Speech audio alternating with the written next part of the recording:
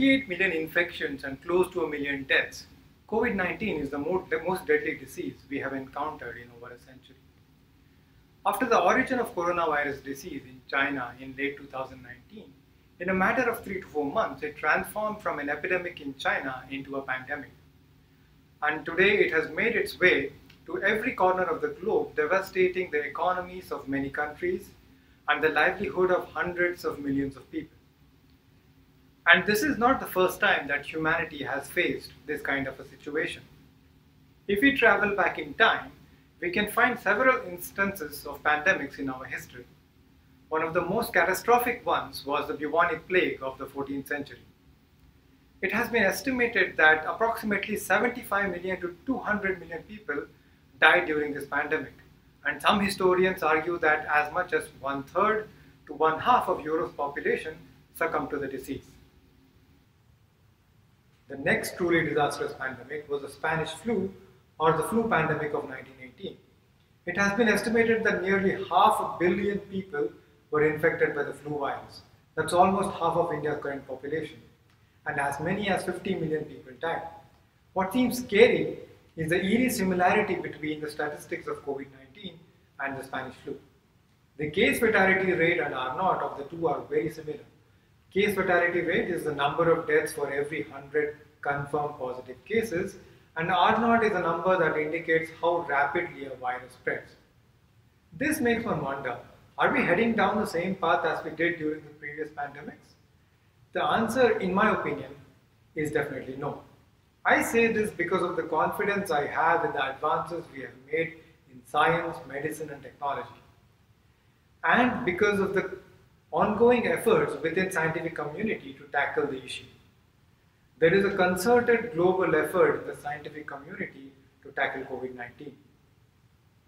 These efforts are of course supported by various public and private bodies across the world. In modern science, supercomputers are indispensable for scientific research, and in the current situation, this statement definitely holds true for COVID research as well. There are two main reasons why supercomputers are indispensable in modern science.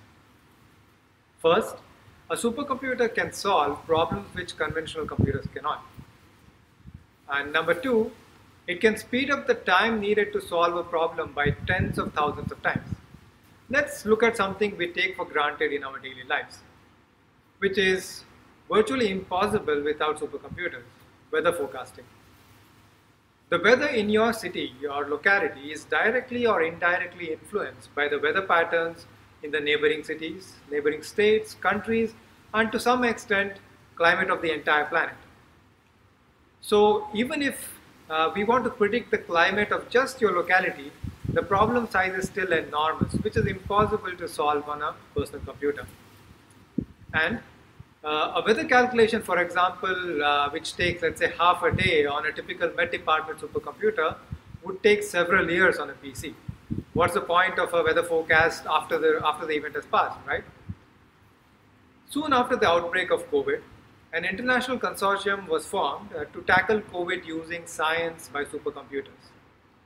Consortium consisting of who, you might ask? Throw in giants like IBM, Google, Amazon, some of the top universities of the world, and government institutes from some of the top economies of the world. You get a giant pool of supercomputing resources for COVID research. In fact, two of the fastest supercomputers in the world, Fugaku from Japan, you can see a life-size replica of one of the racks of Fugaku right behind me, and Summit from the US have been pledged for COVID research. Researchers from across the world are being provided supercomputing resource through this consortium for COVID research. You can find a comprehensive list of all the projects on COVID research through this consortium on the consortium website. The fastest supercomputer in the world, Fugaku, will be officially open for public use by the end of this year or early next year. However, due to the outbreak of COVID, researchers working on COVID projects have been given early access to Fugaku. You might be wondering, how are supercomputers useful for medical research? Let's dive into 3 specific areas to answer this question. Number 1 is on modeling virus-human interaction at the molecular level. Computer simulations of how molecules of a virus and molecules of the human body cells interact with each other are being carried out on supercomputers. These models are quite complex as they have to consider the molecules of the virus, the molecules of the cells, and also the molecules of the surrounding environment like water molecules, molecules of the blood, molecules in the plasma, and so on. So the system can be quite large, requiring large computing power of a supercomputer. These computer simulations are useful in developing a fundamental understanding of how a virus attaches to human body cells, which can be useful, for example, in vaccine development. The second example is in the modeling of drug repurposing. Existing drugs can be repurposed and be used as therapeutic options for COVID-19 patients. Here, computer simulations are carried out to investigate or study how chemicals of a drug interacts with the spike proteins of a coronavirus. In clinical trials, only a handful of existing drugs can be tested at any given time. However, using supercomputers, it is possible to test hundreds or even thousands of possible drug candidates at the same time. This means a significant reduction in the overall time needed for drug identification with the use of supercomputers.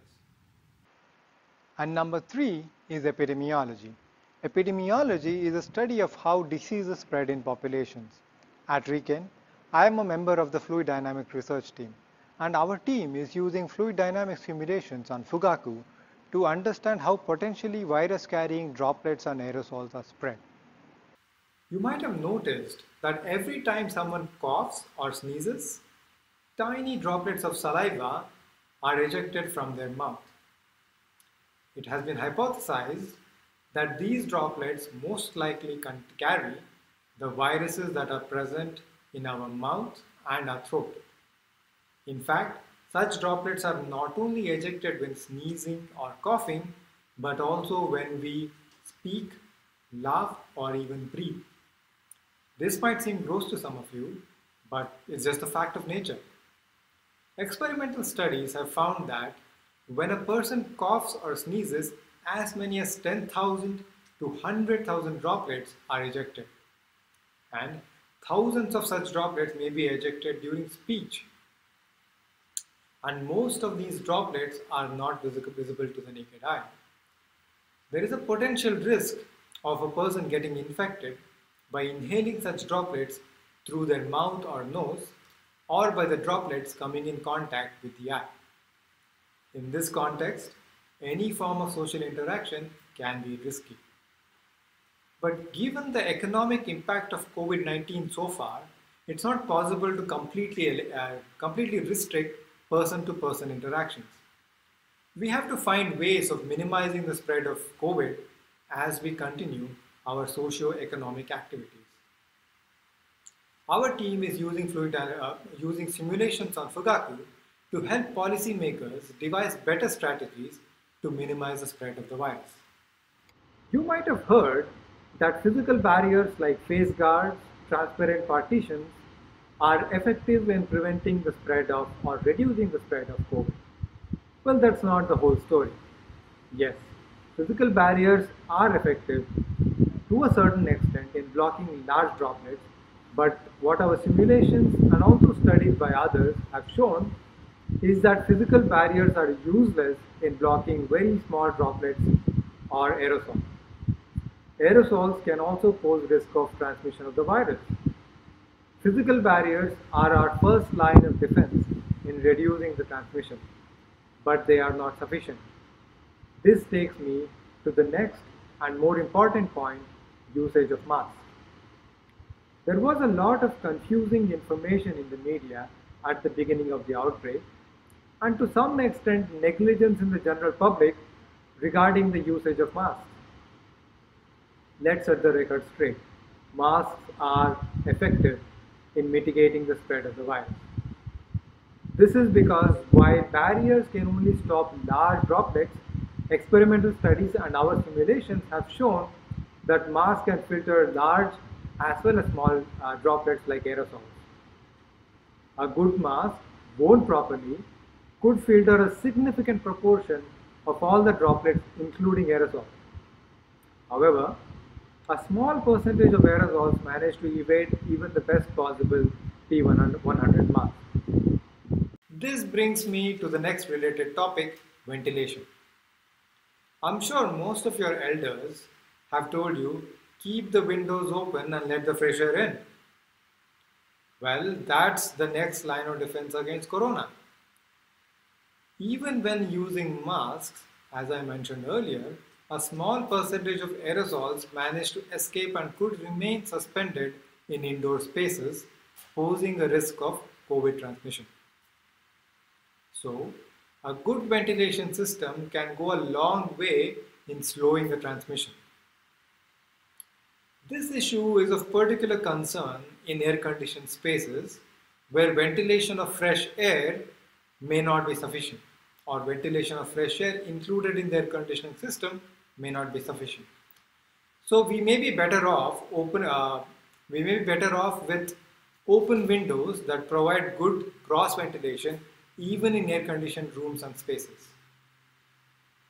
At Riken, we are continuing our research using Fugaku to investigate the safety of public spaces like classrooms in schools and universities, very large theaters or concert halls with seating capacity in the thousands, large sporting facilities like gyms, keeping in mind the 2021 Olympics to be held in Japan next year.